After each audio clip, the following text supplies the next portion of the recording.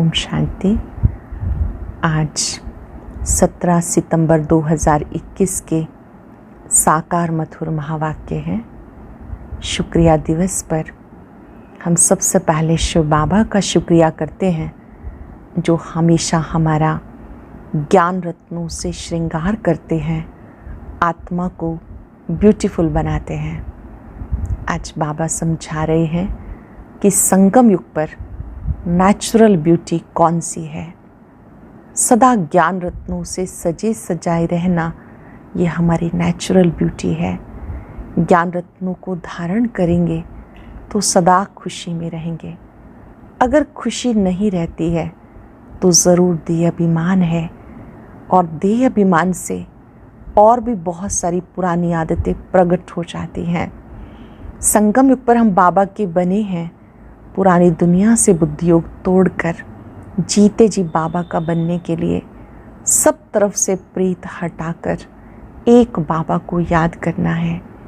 बाबा ही liberator है, guide है, दुखों से छुड़ाने वाला है।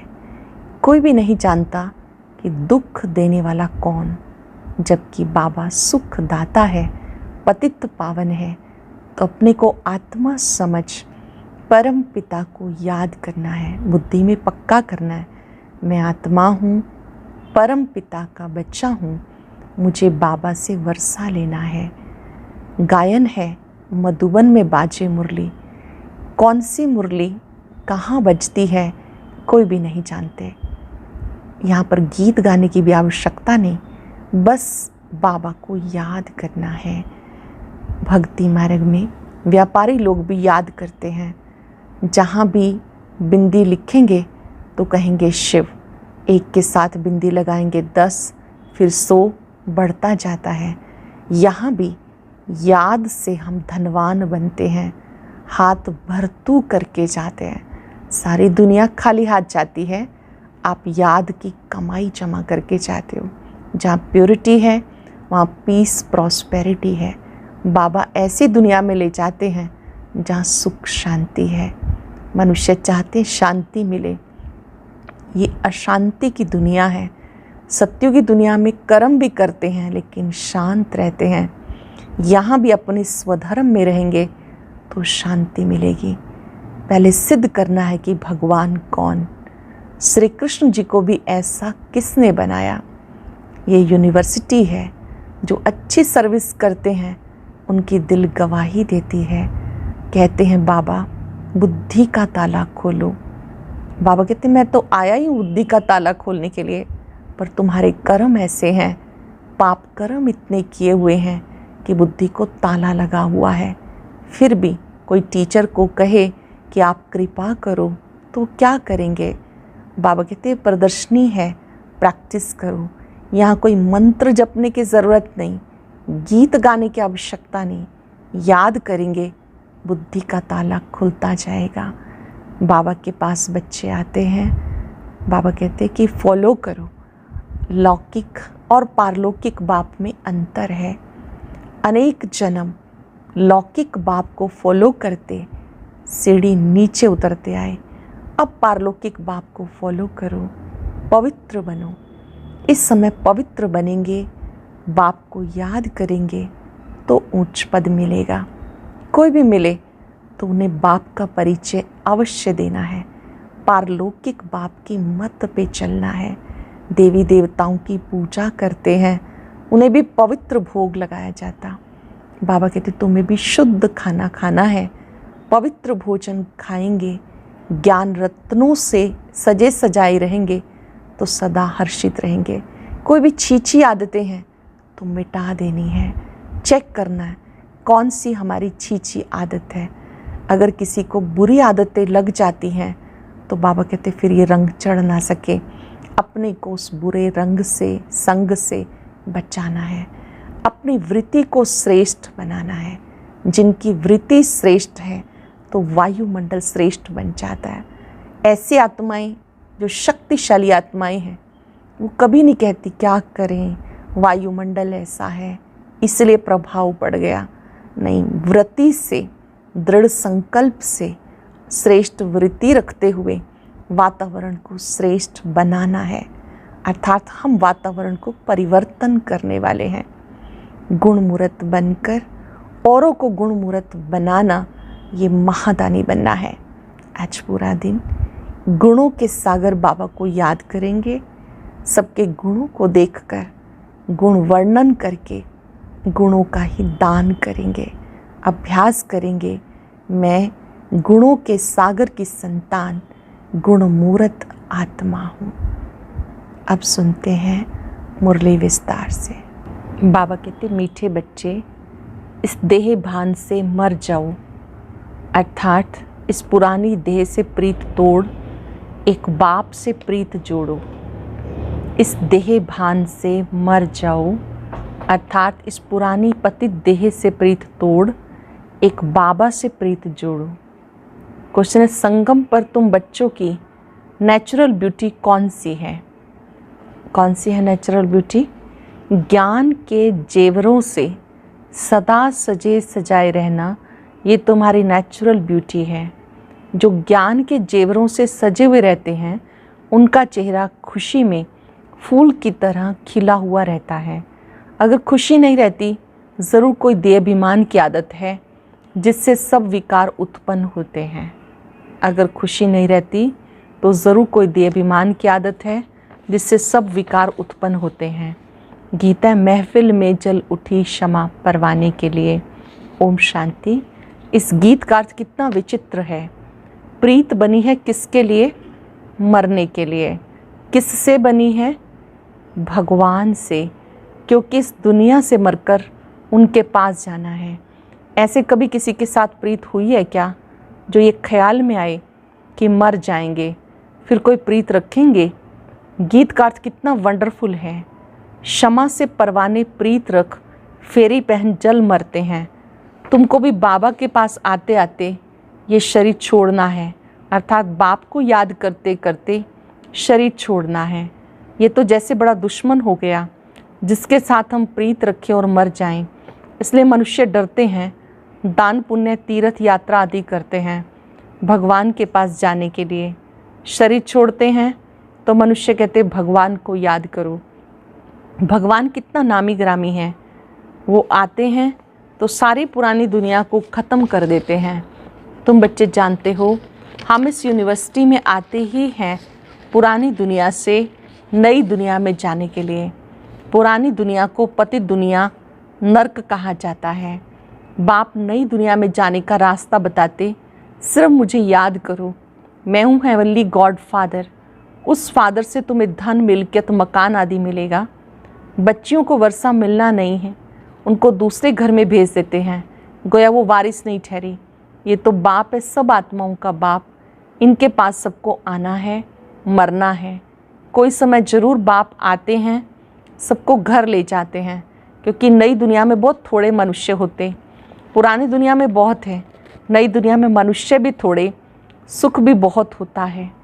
पुरानी दुनिया में बहुत मनुष्य हैं तो दुख भी बहुत है, इसलिए पुकारते रहते। बापू गांधी, जिनको भारत का पिता समझते थे, वो भी कहते थे, हे पतित पावन आओ। सिर्फ उनको जानते नहीं थे, समझते भी हैं पतित पावन परम पिता परमात्मा है, वही वर्ल्ड का लिबरेटर है। राम सीता को तो सारी दुनिया नहीं मानेगी, ये भूल है। सारी दुनिया परम पिता परमात्मा को लिबरेटर गाइड मानती है। लिबरेट करते हैं दुखों से। अच्छा, दुख देने वाला कौन? बाप तो दुख दे ना सके, क्योंकि वो पतित पावन है। पावन दुनिया सुख धाम में ले जाने वाला है। तुम उस रूहानी बाप के रूहानी बच्चे, जैसे बाप वैसे बच्चे। लौकिक बाप के हैं जिस्मानी बच्चे।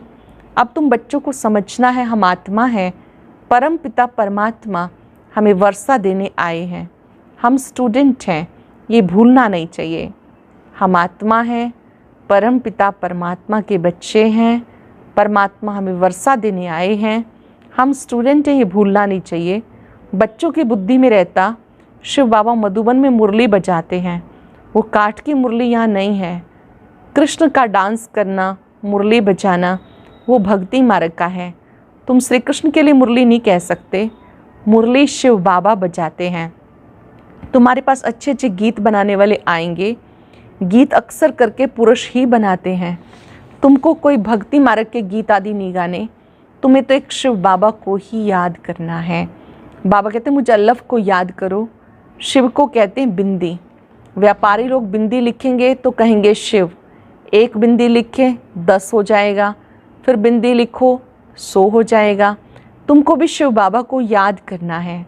जितना शिव को याद करते हो आधा कल्प के लिए साहूकार बन जाते हो। वहाँ गरीब होते ही नहीं, सब सुखी रहते हैं, दुख का नाम नहीं।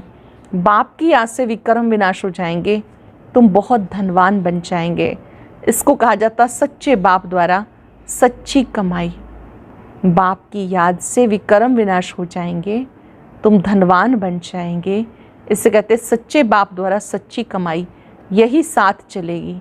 मनुष्य सब खाली हाथ जाते हैं, तुम्हें भरतू हाथ जाना है। बाबा को याद करना है, पवित्र बनना है। बाबा ने समझाया प्योरिटी होगी तो पीस प्रॉस्पेरिटी मिलेगी। तुम आत्मा पहले पवित्र थी, फिर अपवित्र बनी। सन्यासियों को भी सेमी पवित्र कहेंगे।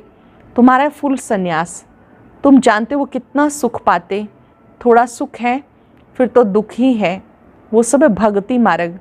भक्ति मार्ग में हनुमान की पूजा करो तो उसका दीदार हो जाता। चंडिका देवी का कितना मेला लगता है, उनका चित्र भी होगा। जिनका ध्यान करेंगे वो ज़रूर सामने आएगा ही, परंतु उससे क्या मिलेगा। अनेक प्रकार के मेले लगते, क्योंकि आमदनी तो होती ही है। ये सब उनका धंधा है। कहते धंधे सब में धूर, बिगर धंधे नर से नारायण बनने के। ये धंधा कोई विरला करे। बाप का बनकर सब कुछ दे सहित बाबा को दे देना, क्योंकि तुम जानते हो हमें नया शरीर चाहिए। बाबा कहते तुम कृष्णपुरी में जा सकते हो, परंतु जब आत्मा तमो प्रधान से सतो प्रधान बने। कृष्णपुरी में ऐसा नहीं कहेंगे कि हमें पावन बनाओ। यहाँ सब मनुष्य मात्र पुकारते हे लिबरेटर आओ, इस पाप आत्माओं की दुनिया से लिबरेट करो। अब तुम जानते हो बाबा आया है हमें अपने साथ ले जाने। वहाँ जाना तो अच्छा है ना। मनुष्य शांति चाहते हैं। अब शांति किसको कहते हैं ये नहीं जानते। कर्म बिगर कोई रह नहीं सकता। शांति है शांति धाम में, फिर वह शरीर लेकर कर्म तो करना ही है। सत्युग में कर्म करते हुए शांत रहते, अशांति में मनुष्य को दुख होता। इसलिए कहते शांति कैसे मिले। अब तुम बच्चे जानते हो शांति धाम हमारा घर है। सत्युग में शांति सुख सब कुछ है। अब वो चाहिए या सिर्फ शांति चाहिए। यहाँ तो दुख है, इसलिए पतित पावन बाप को यहाँ पुकारते हैं। भक्ति करते भगवान से मिलने के लिए।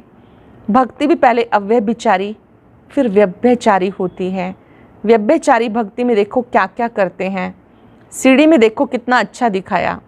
सीढ़ी के चित्र में दिखाया है कि पहले एक शिव की पूजा होती है, फिर धीरे धीरे भक्ति भी व्यभिचारी, कहीं जल की पूजा, कहीं 5 तत्वों की पूजा। सीढ़ी में देखो कितना अच्छा दिखाया, परंतु पहले पहले सिद्ध करना चाहिए भगवान कौन है। श्री कृष्ण को ऐसा किसने बनाया, आगे जन्म में कौन था, समझाने की बड़ी युक्ति चाहिए। जो अच्छी सर्विस करते हैं उनकी दिल भी गवाही देती है। यूनिवर्सिटी में जो अच्छी रीति पढ़ेंगे ज़रूर तीखे जाएंगे। नंबरवार तो होते ही हैं, कोई डल हेड भी होते हैं। शिव बाबा को आत्मा कहती है मेरी बुद्धि का ताला खोलो। बाबा कहते बुद्धि का ताला खोलने के लिए मैं आया हूँ, परंतु तुम्हारे कर्म ऐसे हैं जो ताला खुलता ही नहीं। फिर बाबा क्या करेंगे, बहुत पाप किए हुए हैं। अब बाबा उनको क्या करेंगे। टीचर को कहेंगे हम कम पढ़ते हैं, टीचर क्या करेंगे। टीचर तो कोई कृपा नहीं करेंगे, करके एक्स्ट्रा टाइम रखेंगे। वो तो तुम्हें भी मना नहीं है, प्रदर्शनी खाली पड़ी है, बैठ के प्रैक्टिस करो। भक्ति मार्ग में कोई कहेंगे माला फेरो, कोई कहेंगे मंत्र याद करो। यहाँ तो बाप अपना परिचय देते, बाप को याद करना है जिससे वर्षा मिलता है। सतयुग में पारलौकिक बाप का वर्षा मिल जाता, फिर याद करने की दरकार नहीं रहती। 21 जन्मों के लिए वर्षा मिल जाता, तो बाप से अच्छी रीति से वर्षा लेना चाहिए। इसमें भी बाबा कहते विकार में नहीं जाना। थोड़ा भी विकार की टेस्ट बैठी फिर वृद्धि हो जाएगी।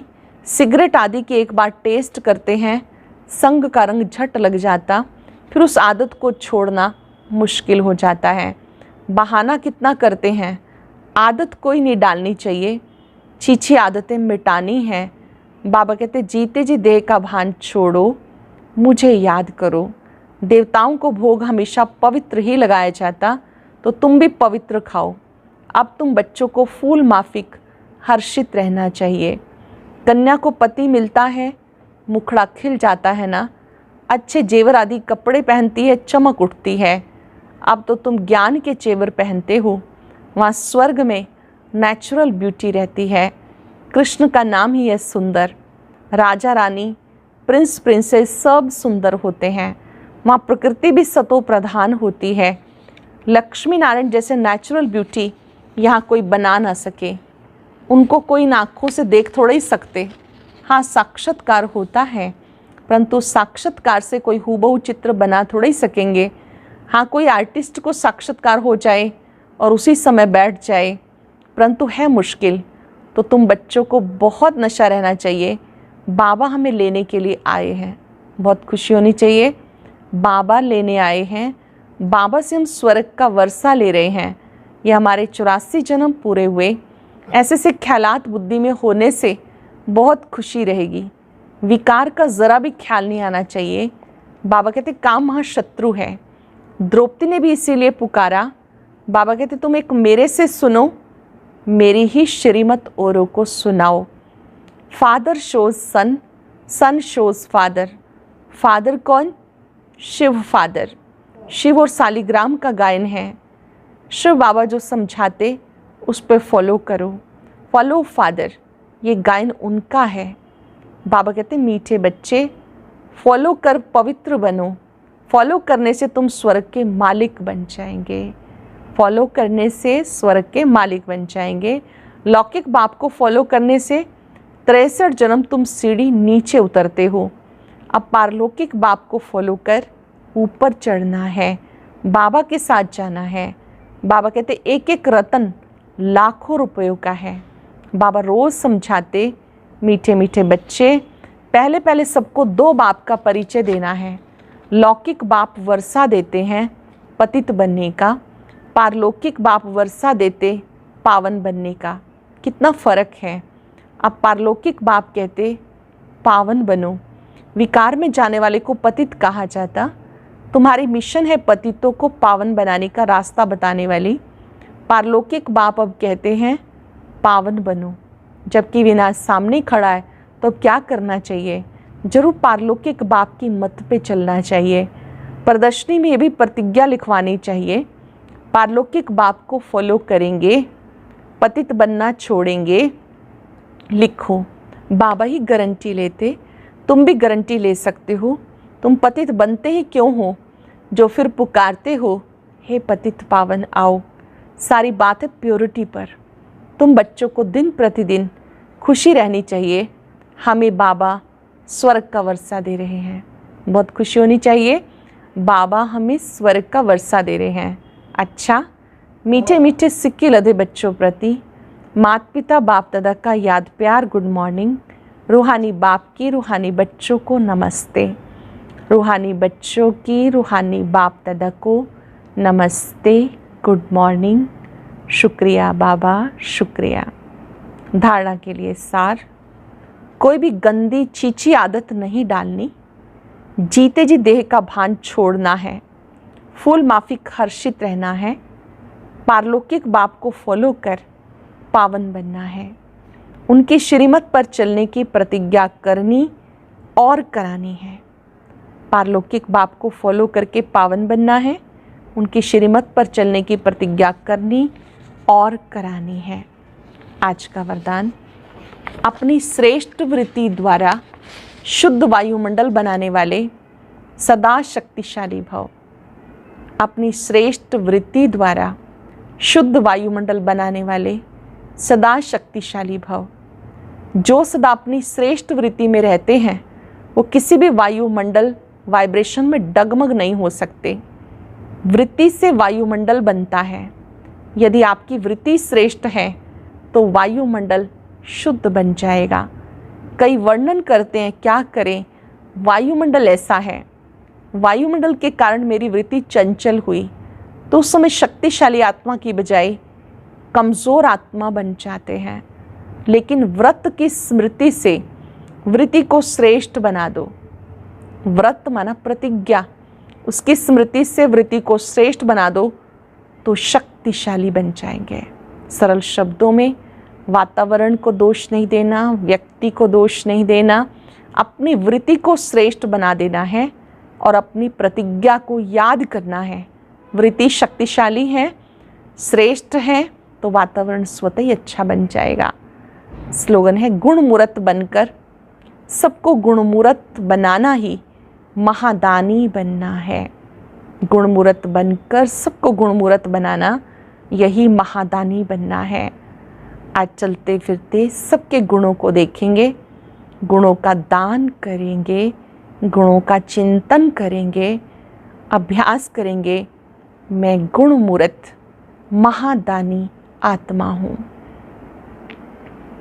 जैसे बाबा गुणों का सागर है, शांति का सागर है, प्यार का सागर है, मैं आत्मा भी गुण सागर से शक्तियां प्राप्त कर गुणवान बनती जा रही हूं।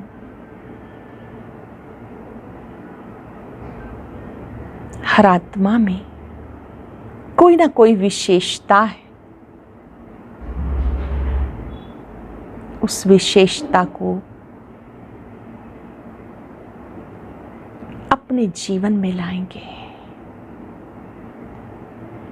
गुणों के सागर बाबा ने एक ही मंत्र दिया है, गुण दर्शन, गुण वर्णन।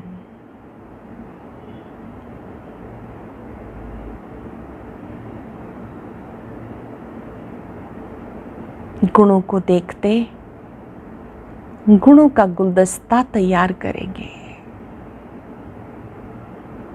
गुणों की ही चर्चा करेंगे, बाबा के गुण वर्णन करें। जिसका भी गुण देखें उसको भी अप्रिशिएट करें। शुक्रिया बाबा, शुक्रिया। ओम शांति शांति।